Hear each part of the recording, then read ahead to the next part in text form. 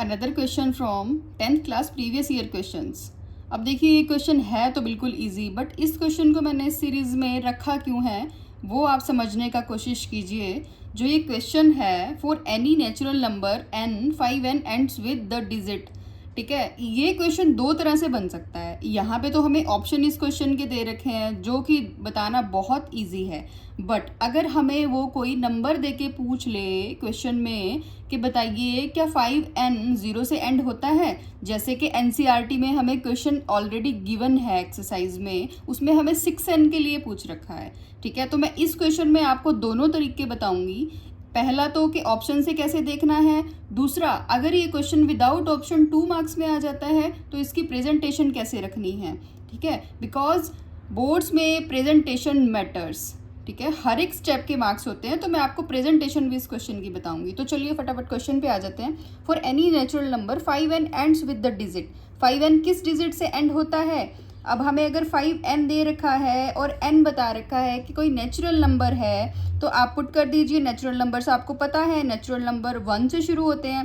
पहले 1 रख के देखिए, 5 आया, फिर 2 रख के देखिए, 25 आया, फिर आप 3 रख के देखिए, 125 आ जाएगा, ठीक है। And up to so on. आप कितने भी वैल्यूज़ पुट कीजिए, आपका आंसर में हमेशा पीछे 5 ही आएगा, ठीक है। तो इस क्वेश्चन का आंसर क्या हो जाएगा, 5 हो जाएगा, ठीक है।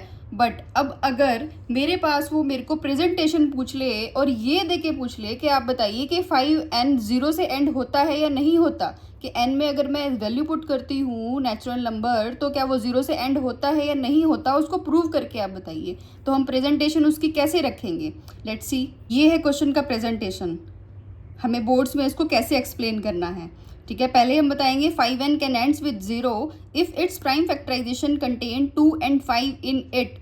ये 2 and 5 इन इट क्यों लिखा गया है, क्योंकि अगर कोई नंबर 0 से एंड होता है तो उस नंबर में 10 ज़रूर होता है, ठीक है। और 10 की प्राइम फैक्टराइजेशन क्या होती है, 2 और 5। 10 की प्राइम फैक्टराइजेशन होती है 5 and 2, ठीक है। वही यहाँ लिखा हुआ है कि ये दो फैक्टर्स होने उसमें बहुत ज़रूरी हैं, ठीक है। फिर ये भी हम बता देंगे, प्राइम फैक्टराइजेशन हमने कर दी। आगे 5 की जो नंबर हमारे पास गिवन है, ठीक है, प्राइम फैक्टराइजेशन में 5 और 1 आता है, वो हमने लिख दिया।